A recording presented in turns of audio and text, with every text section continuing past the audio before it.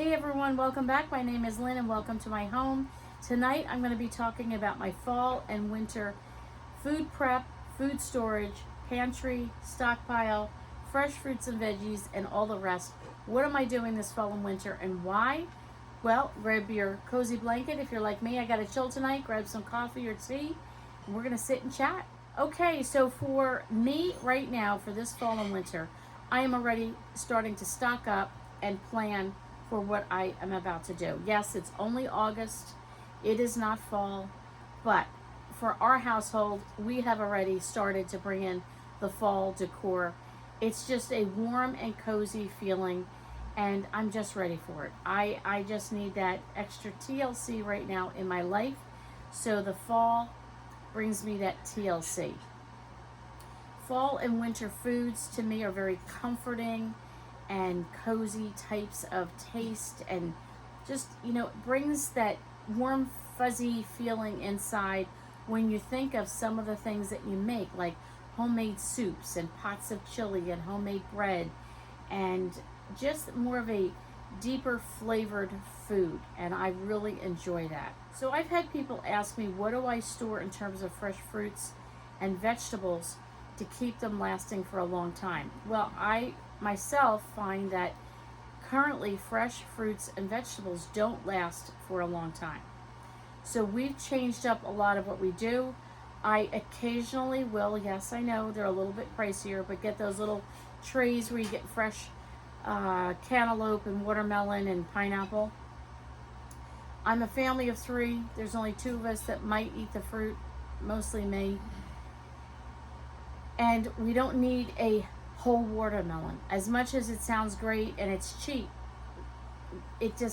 it'll go bad before I can use it because I'm pretty much the only one eating it. So to get a tray of something like that is a treat, and we'll eat it. So that is an option. Or getting frozen, like the pineapple, mango, I don't know what they call it, the tropical fruit blend. So you can do options like that. Of course, you always have your canned vegetables and your canned fruits. You can get canned applesauce, canned pineapples, peaches, and pears. Those are some of the things that I do enjoy.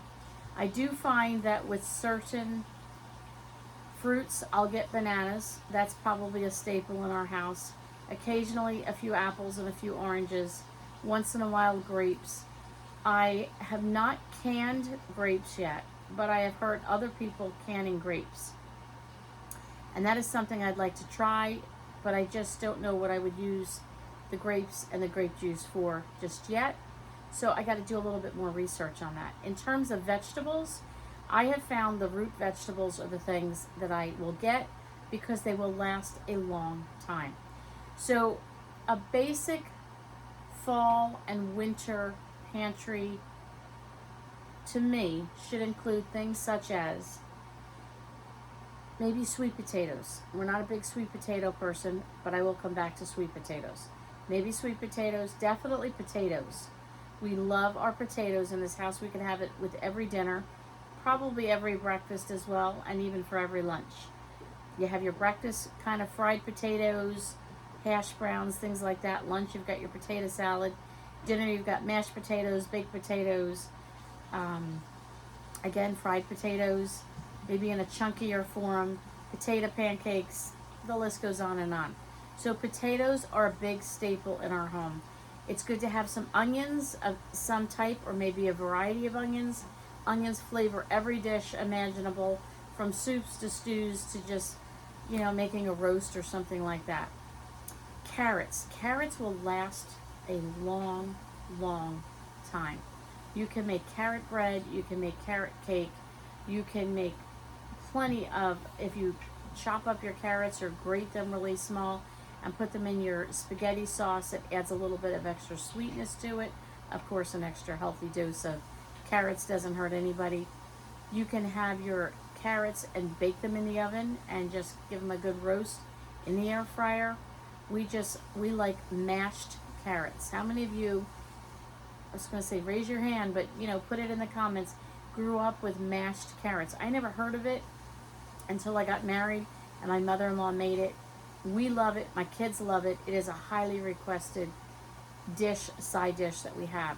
So potatoes, carrots, maybe a cabbage. Cabbage is very healthy for you. Lasts forever, and you can do so much with cabbage. And I like to say I'd have a green onion and I'd have a red onion and a yellow or a white. They have different flavors. I also like shallots because I don't find they are as strong as an onion. So that would be a good thing. Outside of that, I would say, oh, and garlic. Definitely have garlic, whether you have fresh garlic or jarred or garlic paste. Yes, absolutely, garlic powder and onion powders are great. I use those often. Dried onions, you know, the little onion flakes. But having the fresh is also, it adds a different depth to what you make. Celery is great to have for your soups and your stews. I don't find celery lasts long. I do put them in a mason jar, and I have found that I probably get 2 weeks out of it. So if you're going to buy celery like me, I dehydrate it, and then I use that dehydrated celery in the recipes that I make where I don't need the fresh. So when I buy the celery, I'll use the fresh celery immediately for the things that I want to make because it doesn't last long. And then right before I know I'm getting close to, well, I'm going to have to use this, I'll just dehydrate it and then have it that way for the winter. So when it comes to my winter and fall pantry selections of food, I'm buying the root vegetables. They last longer and they're basic foods. And then I could add corn to that. I could add some broccoli to that if I wanted, whether it's canned corn or fresh corn or frozen corn. Broccoli, fresh broccoli, you can air fry, you can roast it in the oven. You know, if you have leftover broccoli, just make some nice cheddar broccoli soup out of it. If you have leftover potatoes, make a potato soup or potato pancakes out of it. There's a lot that can be done with that. You can shred some carrots into your potato pancakes and so on. Leftover mashed potatoes, add that to your cottage or shepherd's pie. Meats, where I just stocked up. So the other day I did 2 Instacart orders, and I was looking ahead. We're in the middle of August, and I'm hoping to get through to probably the end of October, end of November with the amount of meats that I have in my freezer. I already had some Italian sausage, smoked sausage, kielbasa, bacon. I had a ham. I had a little bit of chicken, boneless chicken. I didn't have a ton of meat, but I had some. I had some bacon. I had some scrapple. I had some things like that. So what I did is I was going to use all that up and then stock up. But we needed some other odds and ends, so I just decided to do 2 orders. One I did from BJ's, and I ordered a roast, which we cut into sections, froze it, wrapped it really good, and froze that. Made one tonight, and I put it in the crock pot, cooked it all day. It's as tender as all get out. I put a marinade on top, and then what I did is I made a roux, and I added a little chicken, homemade chicken broth to that. Took what was left of the marinade, added that to it, and made a nice thick gravy. Just broke up the roast beef and put that in that gravy. Made mashed potatoes, and we had just beef and gravy next to mashed potatoes, and I made a side salad, and it was the perfect meal. It was just, everybody loved it. It was, hands down, it was delicious. I have plenty of roast beef left. So I think tomorrow I'll just take that roast beef and make open face sandwiches. I did get some Sara Lee white bread from my BJ's order. Put a little butter on that. Just put the roast beef on that. Again, do a side salad or maybe some corn or something like that. Or you could just open a can of peas and mix that in there and pour that on top. It makes such a simple lunch. Even if it's just the meat over the bread, open face sandwiches. I grew up with that. We love it. It's delicious. Then I have enough left over that I probably will add a little sour cream to it and make it into more of a beef stroganoff type flavored meat dish, or I could do it into a casserole of some sort, maybe even do maybe my version of a shepherd's pie with that leftover meat. What kind of things could I do with it? And then I probably will still have some left over, and this is from cutting down that roast, but we're only a family of 3, so you know, you don't need a ton.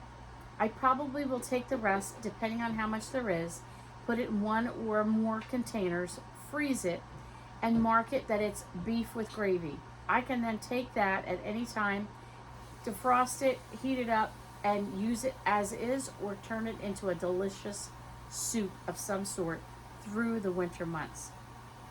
So from one roast that we cut into 3 pieces, I will get out of each section probably anywhere from 5 to 8, maybe even 9 meals out of it. I did the same thing. I got a large package of what I call chopped meat, minced meat, ground beef, and we broke that into smaller packages, froze that, and I can do anything from burgers to meatballs to meatloaf to some type of a casserole, making meat sauce for my spaghetti, and so on and so forth. All kinds of things I can do with that. One package would make dinner plus at least lunch, and maybe enough for 1 or 2 extra meals that we could put in the freezer for down the road when somebody needs a meal. I'm getting basic things. Here's the thing. I don't want a complicated menu. I have tried menu planning. It does not work for me. It looks great on paper. It looks great hanging up on the refrigerator. Here's the menu plan. I don't ever stick to it, and it drives me crazy because I never feel like having what I wrote on the menu. One of the best pieces of advice I ever got, and it was from a YouTuber, and I don't remember who. It was one of those things that you listen to in passing, and she said her easiest menu plan, and the one that works best, is at least in the morning or the night before she decides what she plans on making. I'm a family of 3. We're not a large family. You might be a family of 1 or 2. You don't need a ton of food. But you can think in your head, you know what, I have hot dogs, I got roast beef, I've got ground beef, I've got some chicken, I got this, that, and the next thing. What could I pull out in the morning? What could I throw in the crock pot? What could we have? What can I defrost tonight so I have it tomorrow? And then what do? You got basic stuff. Okay, let's just talk real quick. Fall and winter pantry. You're going to stock up on some meats. You're going to stock up on some root vegetables. You're going to stock up on spices. Make sure you have your onion and garlic powder, salt and pepper, maybe some sage, Italian seasoning, chili powder, cumin, things that you can make taco seasoning out of, or just add some flavor. You don't need to have 52 different spices. Have the basic spices that you know that you enjoy, your taste buds enjoy. Make sure you have chicken bouillon and some beef bouillon or something along that line that you can make a nice gravy or a base for a soup or a stew or something like that. Have things in your pantry such as flour and sugar and basic baking supplies. Some Crisco, some different oils, olive oil, avocado oil, vegetable oil, whatever your fancy is, coconut oil. So think about just those few things that I mentioned here. What could I quickly do? I could pull out a meat and I can make a stew, a soup, who knows what, a stir fry, whatever I want to do. I probably have some rice and pasta. Like, to me, that's just a given staple. You've got those as a side. You have your root vegetables that you can make. Have a few canned vegetables, such as corn, if you don't have a lot of freezer space, and some peas and green beans. It might not be something you eat enough of that if you stored it in your freezer, it might get freezer burn. So get a few canned goods. You have your fresh root vegetables, your cabbage, you've got your onions, your garlic, your potatoes of maybe 2 different or variety, red potatoes, sweet potatoes, yellow or white potatoes. You've got those basic things, and of course your carrots. You can make a simple meal out of this. You can use your flour, and you can use your Crisco, and you can make some biscuits to go with it, or dumplings to go with it, or a crust to do a chicken pot pie of some sort. You know, all these things, even your flour to make a gravy and make a roux. These are great things to have on hand that you can just whip together a meal, a plain, old-fashioned, from-scratch meal. It does not have to be complicated. It doesn't have to be long and involved. It doesn't have to be all these, I gotta buy all these packet seasonings. Now, there's nothing wrong with any of that. If for you it works better to do that, But simplify what you do. Don't overcomplicate it this fall and winter. I think a lot of us are tired of trying to figure out what to make and what am I going to cook and all this kind of stuff. Think of something like I just did, this roast in the crock pot. Made a gravy. We have enough for about 9 meals by the time I get done with all of that roast. That's a lot of meals. That's more than a week's worth of dinners. Or it's a mix of dinners and lunches. Or it's, a couple nights this week and I freeze the rest. And I can stock up my freezer with extra cooked meat in a nice gravy to make a casserole out of it, make a soup out of it, make some type of a stew out of it, make an open-faced sandwich out of it. It's limitless. So grab your basic root vegetables, grab the meats that you know. I like to get a roast of some sort. This time I got roast beef, another time I'll get roast pork. Get some chicken, get some boneless chicken, get some chicken on the bone. And remember to save all your bones and all your bits and extras that you're kind of like, you'll make your stock out of that. You can make your chicken stock. If you don't can it, you can freeze it. Get those root vegetables. Make sure you have your spices on hand. Get some jars of tomato sauce and get some pasta and rice. Get your basic staples like that. Maybe a different varieties of rice, different styles of pasta. Maybe get egg noodles and get linguine and a spaghetti and shells. And you say, well, what's the difference in the pasta? Well, a shell you would make more of a hamburger helper. With linguine you'd have, a different variety of maybe a fettuccine type white sauce, or it's just fun to mix and match some of that stuff. Have your flour and your sugar and your Crisco and your oils and all those things that you can make biscuits, and you can make corn muffins, and you can make muffins for breakfast. And that's another thing I'm going to talk about on my next video. Ideas that my basics that I have for breakfast ideas year round, but definitely in fall and winter. What are some yummy things that I like to have for breakfast? And one of the things I've been doing probably for the last year and a half is prepping.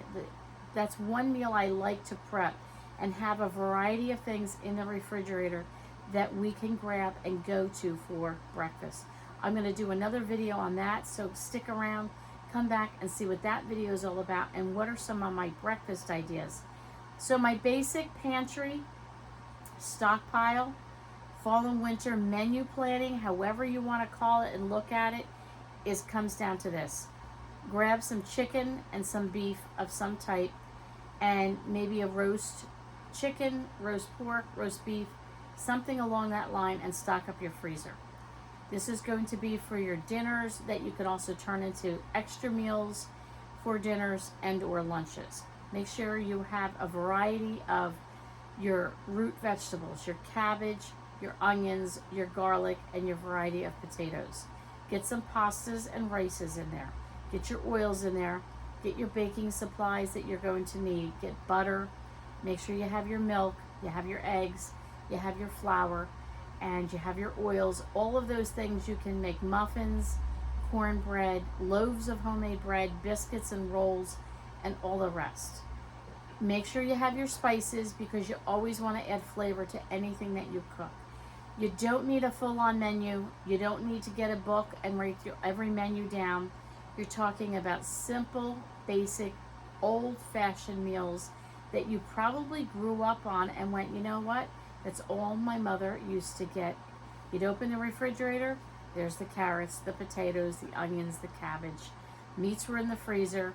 Maybe a few canned goods of some corn, some green beans and peas. Maybe occasionally you'd get a head of cauliflower and some broccoli and throw that in there.